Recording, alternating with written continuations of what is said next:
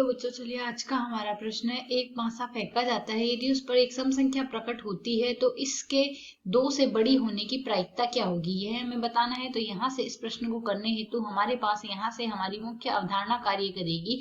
मुख्य अवधारणा में हम यहाँ से प्रायिकता का सूत्र लगाएंगे। तो प्रायिकता बराबर हमारे पास यहाँ से लिखी जाती है अनुकूल परिस्थितियां।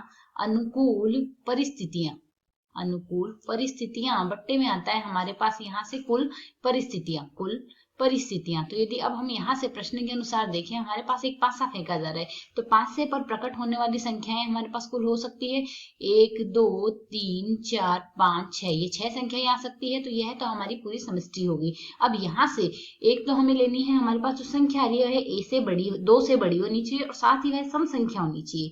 तो यहाँ से 2 से बड़ी संख्याओं के लिए हम यदि यहाँ से देखें तो हम पहली स्थिति ए नाम दे देते हैं। 2 से बड़ी संख्या यह है, हम लिख सकते हैं ए बराबर हमारे पास स्थिति है 2 से बड़ी संख्या, अर्थात यह आ जाएगी 3 4 5 और 6।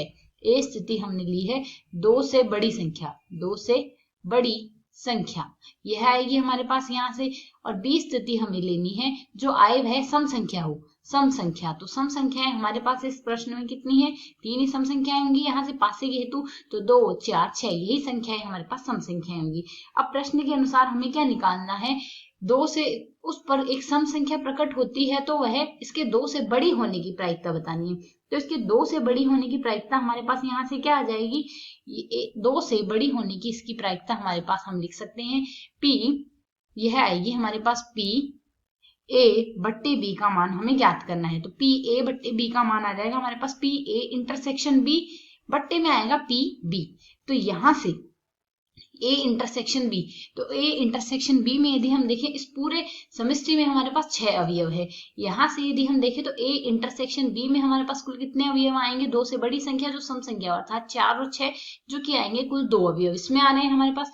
और B में हमारे पास कुल कितने अवयव आ रहे हैं, 3 अवयव आ रहे हैं। तो यहाँ से प्रायिकता के लिए हमने लिखा है अनुकूल परिस्थितियां बट्टे कुल परिस्थितियां।